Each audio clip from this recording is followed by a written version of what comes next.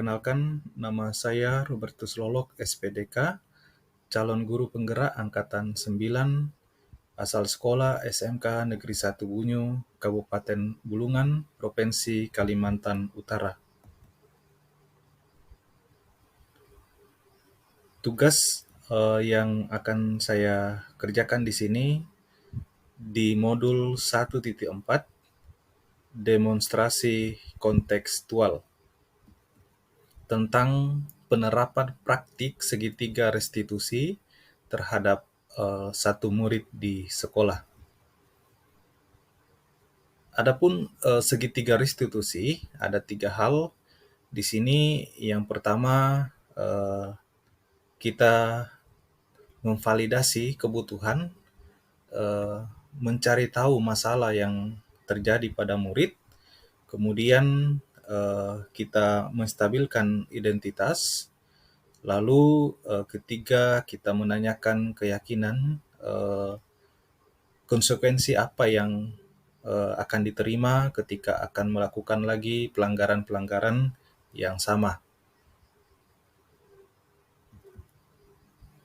Nah, contoh di sini, contoh kasus anak yang tertidur saat kegiatan belajar mengajar berlangsung atau KBM berlangsung. Oh, tidur di kelas. Apa juga Anas tidur di kelas? Oh, alasannya kenapa?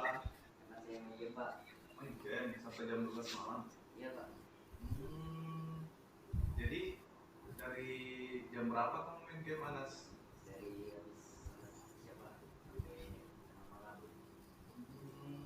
Anas kan tahu besok itu mau sekolah kan? Nah, harusnya kamu tidur lebih awal. Ya, pada saat jam proses pembelajaran berlangsung, Anas tidak tidur. Nah, oh ya. Jadi nanti bagaimana cara kamu memperbaiki nanti supaya tidak tidur lagi? Oh, gitu ya. Oke.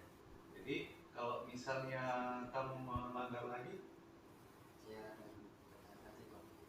nanti kamu ada konsekuensinya ya kalau ketika kamu akan melanggar nanti. Nah, jadi Bapak harap apa yang kamu sudah sampaikan itu betul-betul dilaksanakan ya, tidur lebih awal lagi. Oke? Oke, terima kasih. Silakan kembali ke kelas. Ya. Oh, tidur di kelas. Apa juga Anas tidur di kelas? Ya, itu tadi tentang penanganan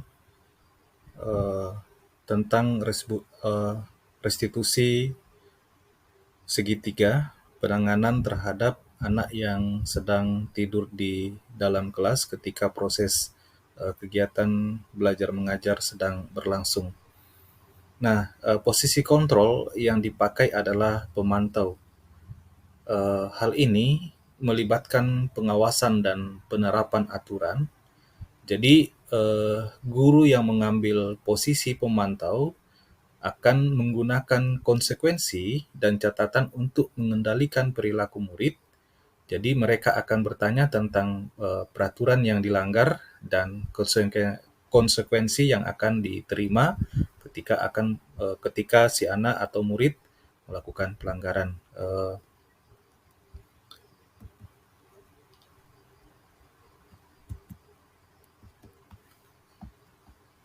Terhadap satu murid di sekolah.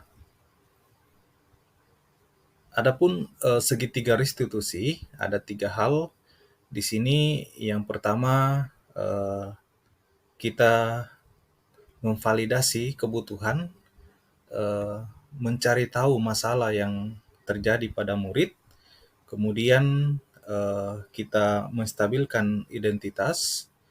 Lalu ketiga, kita menanyakan keyakinan, konsekuensi apa yang akan diterima ketika akan melakukan lagi pelanggaran-pelanggaran yang sama. Nah, contoh di sini, contoh kasus anak yang tertidur saat kegiatan belajar mengajar berlangsung atau KBM berlangsung. Oh, tidur di kelas. Apa juga Anas tidur di kelas?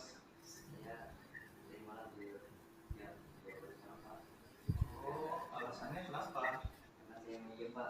Main game sampai jam 12 malam. Hmm, jadi dari jam berapa kamu main game, Anas? Hmm, Anas kan tahu besok itu mau sekolah kan? Nah, harusnya kamu tidur lebih awal. Ya pada saat jam proses pembelajaran berlangsung, Anas tidak tidur. Nah, oh ya. Jadi nanti eh, bagaimana cara kamu memperbaiki nanti supaya tidak tidur lagi?